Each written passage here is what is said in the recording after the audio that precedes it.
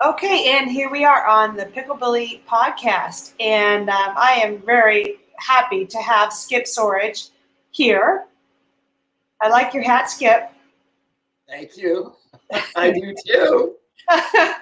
We match. But if I tilt forward, you'll see my bald head. I had a friend of mine say, she goes, "Oh, I'm going to go to the beach and play, and I can't wait to meet a whole bunch of new pickleball people." And that is the beauty of this sport, is it's so social. And I have just been delighted to meet you and to get to know you. And you have got so many stories. You have so much knowledge. You have such an extensive background that we're going to have to book you for some more of these talks. Sounds good to me. Yes. Yeah. It's been very interesting so far. So basically, I've been involved in pickleball now for about 5.5 years, and it's an enlightening game. It's just awesome. There's so much to it, more than what a lot of people really realize. But but Skip, but I think that you see how much the game has because of your background and how many sports you've been involved with and your coaching. So I was wondering if you could tell us about that background, but also you have a specific coaching style, and I think it's unique, and I'd like to talk about that. So the varying sports you've been involved with, your background with that, and then your philosophy on coaching. Well, I've been in sports all my life, and some of the background that I've had starts in youth sports all the way up into high school sports. One of the things that I'm kind of really proud of is actually I started a basketball program in Camarillo, California with Tony, a friend of mine, Tony. And in 2 years, we had over 350 kids playing in the CYBA, Camarillo Youth Basketball Association. We did that in 2 years. So it's all about, starting at a young age with them and myself being able to associate with those kids. On up into the high school aspects, I coached at Camarillo High School. I coached baseball and basketball. Had an opportunity to actually go to Moore Park College, but I happened to move out of state that year. I would have been an assistant coach out of Moore Park College, junior college in baseball. But I moved up to Oregon, and I spent 22 years up in Oregon, and I was involved with sports up there also. But the aspect of coaching, I take it maybe a little bit different as the word coach, as more of an instructor. And okay, because I noticed it right away because you were helping me, you were giving me a lesson, and it was very different. It was very interactive. That's what this is about, coaching, instruction. It's being interactive with the person that you're dealing with, or if you're dealing with more than one. So to understand that, comprehend that, is vitally important to me. I think that is the way to create a partnership with the people that you're teaching or the person, and to understand them. One thing that I found over the years is that we're dealing with all different types of personalities, me included, and I think that's vitally important. I know in the teaching, I will use different methods of teaching. I'll use analogies from another event or another sport, whatever it might be, and especially understanding that person that you're dealing with, their background. Vitally important to me. Like you, for instance, you were a teacher, okay? So that gives me an insight to you, and so that starts the communication factor between the instructor and the student or the player. Mhm. So those things are vitally important. And it's Because you would ask me a question, you'd say, okay, Janice, here's this shot. What is going to be your best shot? What should you do in this instance? And so that's a pure teaching technique, but I was very engaged, and it made me think about it more, and it made me feel involved with you. So I really like that idea of bringing, who you're coaching into the equation and kind of individualizing. well, I think that's a very, very important part of that communication factor. And and and the things is though that when the player comes back to me and asks a question, okay, that's what I'm going to do. I want to try and get a question from them throughout what other methods I'm using. Uh, like for instance, you're showing a technique and demonstrating the technique, and then the player emulates that.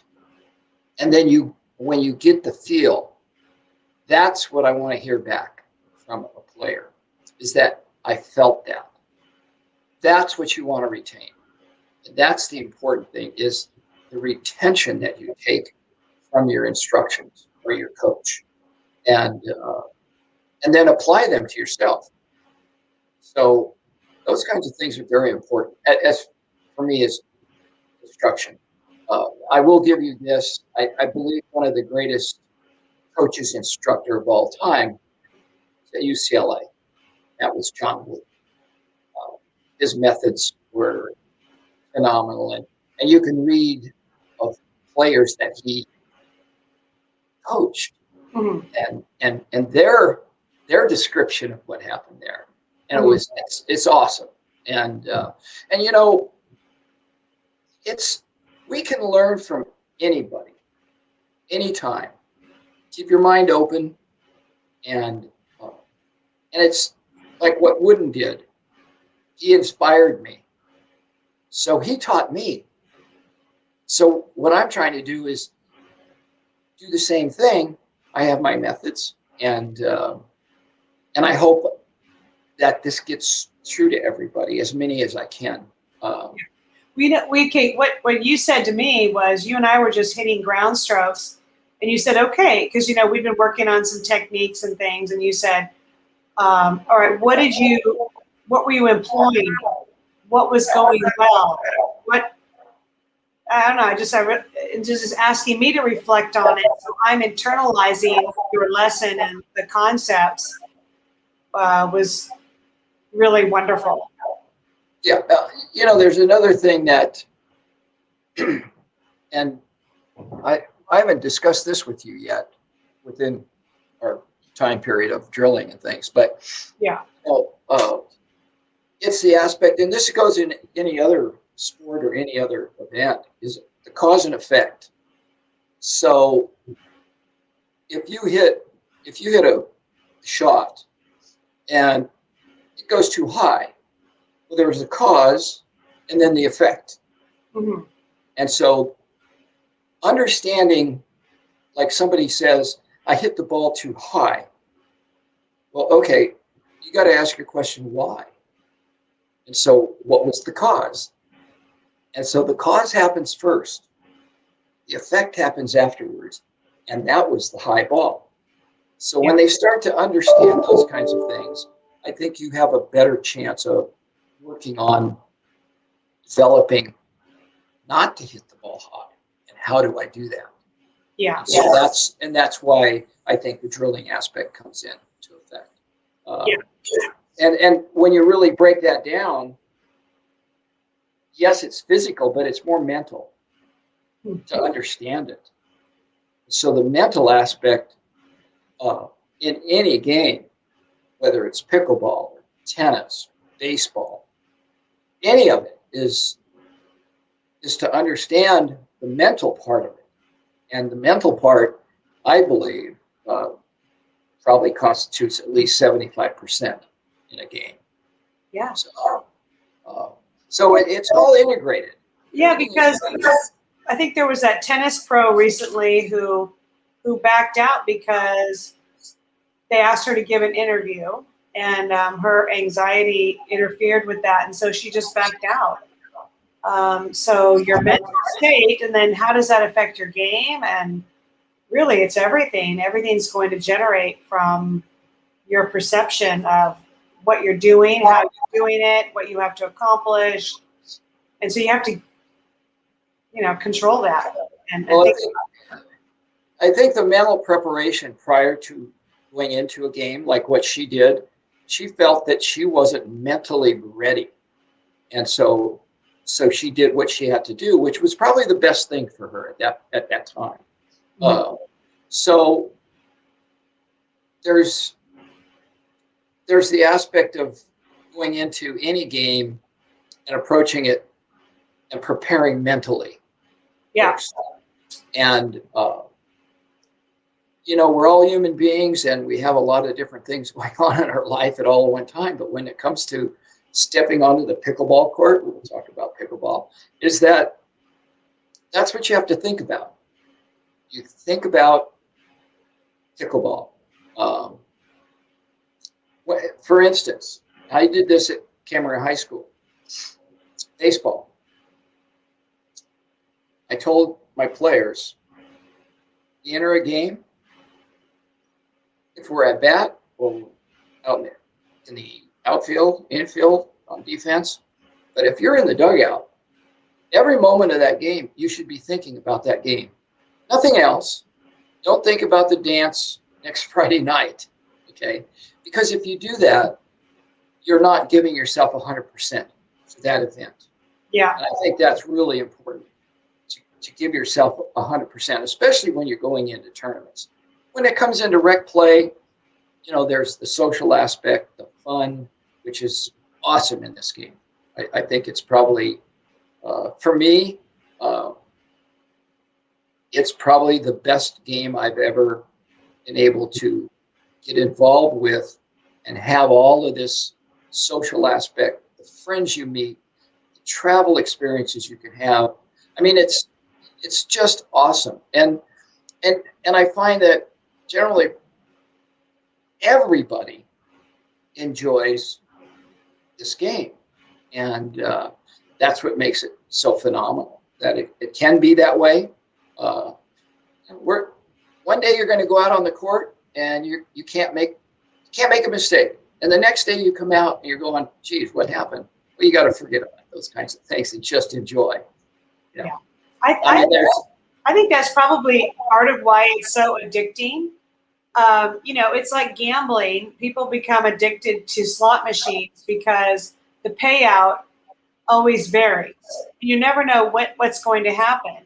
And with pickleball, it's the same thing. You can be killing it and consistent and accurate, and then the next day it's a different situation, different players, different weather, and it ends up being a little different. And so our nature is to try to control things.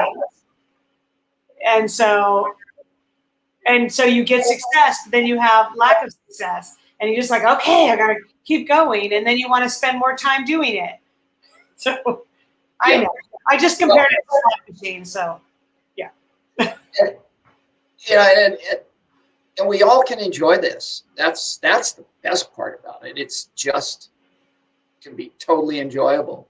But a couple other things that I believe in, I think I mentioned them to you already, but is emulation. So and I know myself as a young person, 10, 11, 12 years old, is that, and I've always been self-competitive. And that's where the emulation comes in, is that I see somebody do something, a motion, a serve, whatever. Myself, I said, geez, very successful. Can I emulate that? So I strive, and I always have, to try and emulate what they've done. And I think Um, and some people that I've been involved with in teaching, some people, they just have that fluidity of being able to go out and they do it. And some people have a little bit more difficult time because we're all different. Yeah. And so, and that's the other thing that I think it's important for anybody that wants to take up a sport is find that method for you that works. Okay. Now you're going to be able to be shown things like that and then emulate them and integrate them into that part of your game. And then again, it just depends on how far do you want to go. Yeah. Well, okay. It's like you told me that story about Alex Rodriguez catching that ball, and second base was behind him, and he was able to toss the ball back, directly and accurately to second base.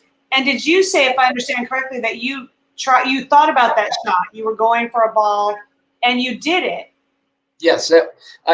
What happened was I was watching a ball game, and for some reason, which is kind of unusual because Alex Rodriguez, he was actually playing shortstop. Yeah. Which he normally didn't. And so this ball was hit up the middle. He went back. There was a guy on first base. Without looking, he knew approximately where second base was, and he tossed it behind him. Yeah. Okay, without seeing the base. And so it was interesting. It impressed me so much that I retained it. Yeah. Well, it was like 2 or 3 days later, I was in Bend, Oregon playing in a tournament, and I was playing short. Yeah. I wish I knew exactly pinpoint the reason, but the ball was hit up the middle. I went out, webbed it, threw the ball behind me, didn't see it, bingo. And I emulated that. That was emulation. Yeah. But I was being able to, not just the emulation, but that reactionary aspect to be able to do it that quick. And and so these are things that people can do. Yeah. And some people have a little bit more athletic abilities than others.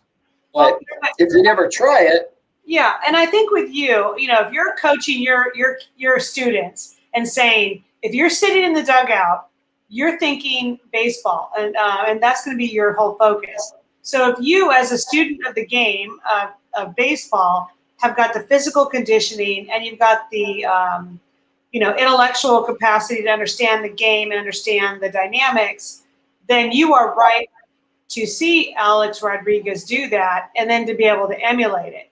So, of course, we're talking about pickleball. So are you saying that we should be thinking about, what is it that we want to incorporate into our games and what do we see people doing and, that's successful, that maybe fits within here's one, for instance, and they're two pros. And if you don't mind, I'll use the first names. Okay. But one is Zane.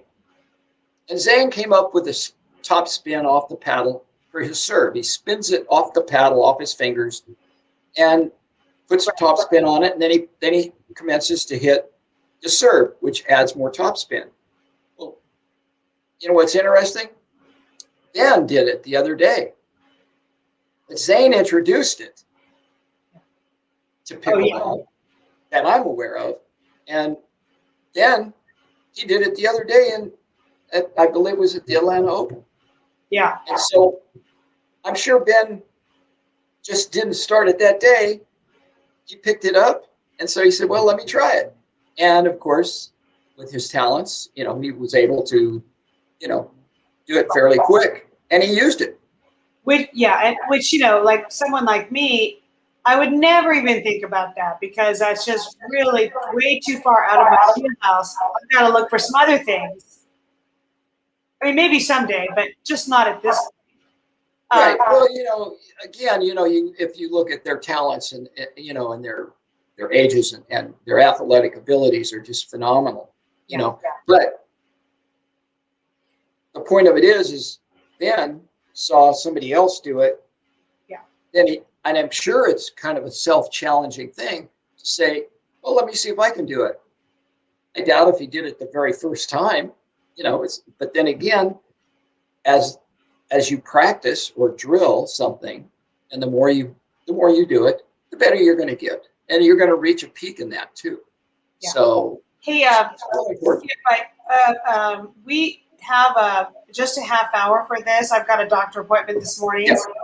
But I'm wondering if you could tell the people that story that you told me about Ben Johns and the lob. Oh yeah, I was really shocked. I was watching Ben play, and and I thought I was going to have a coronary because we have to end on this story. We're going to end on this story, but okay. Ben hit 4 lobs in a row, and I saw that, and I'm going, did I really see that? Yeah. But it just shows you that they're going to do different things. And what does that show about Ben Johns? What does that show about him? Well, I did have Ben Johns and Deco Bar up here in Morro Bay for a clinic a couple of years ago, and Adam Stone came in for one day. And phenomenal athlete. Yeah. His mentality, and he's an engineer of this game. But Ben is he's the essence of pickleball player today and what he can do, and he's not afraid to try different things. Yeah, like 4 lobs in a row. Well, yeah, in a professional game, in a pro game. Yeah, what was he?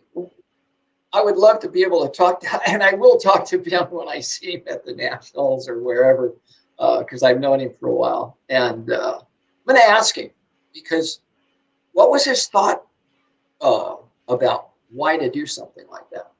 And it was like, okay. And I've watched plenty of his matches. And this young man he's a master at this, not just this game, but I think he's a master in life. He's a tremendous individual. And anybody that's met him, I think, knows that. So, but it just shows you it's just so out of the box.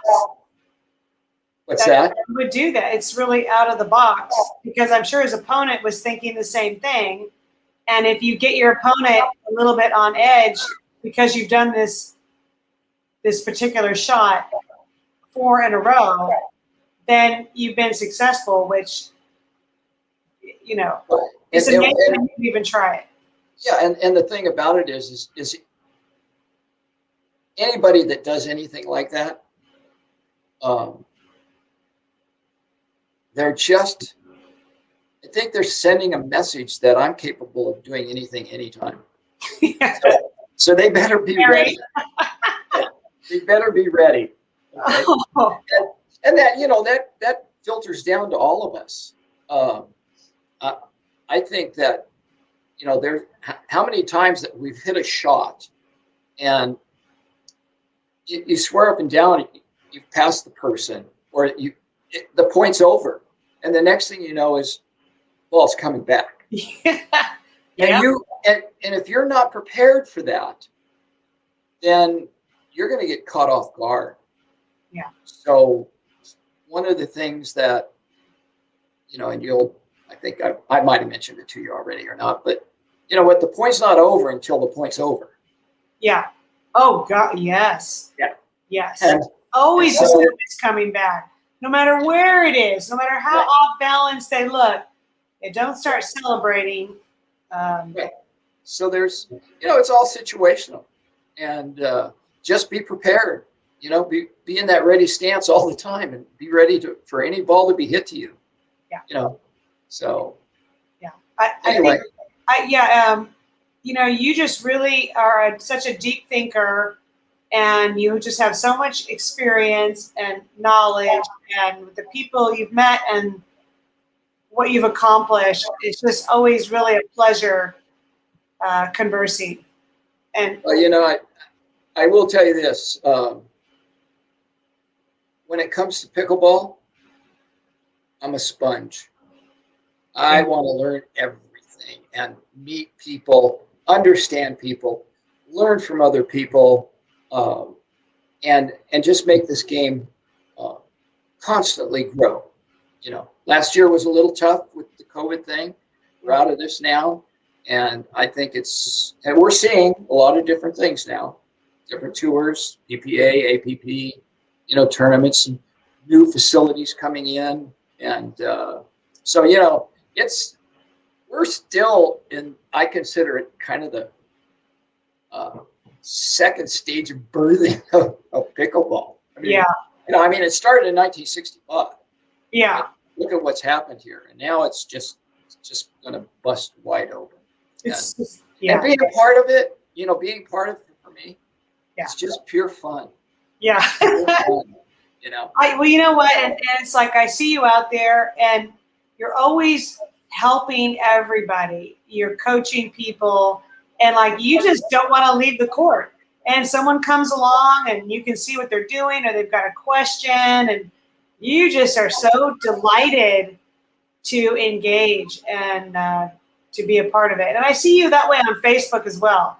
You're always you know, promoting content, or you're commenting, or, you know, it's just kind of more of the same. Yeah, I think it's all about sharing, you know, and that's one thing that's interesting about pickleball is because we share a lot. You know, we share our lives, our thoughts, and if I can be helpful to somebody, I know I get questions about rules from people that they don't know a rule. They'll come to me and they say, what about this, or what about that, you know, and just keeping up on that. And because I think for me, it's essential to keep up on the aspects of pickleball. You know, I'm 76 now, so I didn't get to learn this game until later on in my life. I played years of tennis and other sports, but you know, yesterday I was 8.5 hours on the court. You were what? I had 8.5 hours yesterday on the courts. Yeah. So, and enjoyed every moment of it. You know. Okay, well, hey Skip, all right, so if I could get you to promise that you'll come back and we'll do this again, I would love it. I mean, this half hour has gone by so fast. Yeah. Yeah. All right. Yeah. We can do that. That's a promise. Okay. Okay. I appreciate that very much. All right. And I'll see you on the court pretty soon. I'll see you on the court pretty soon. Okay. Okay. All right. Have a good. I'm going to turn this off. You can thanks, chat Janice. for a minute after. You can stay on, but okay. Bye, everybody. Thank you for tuning in. Bye. And keep pickling, everybody. Woo!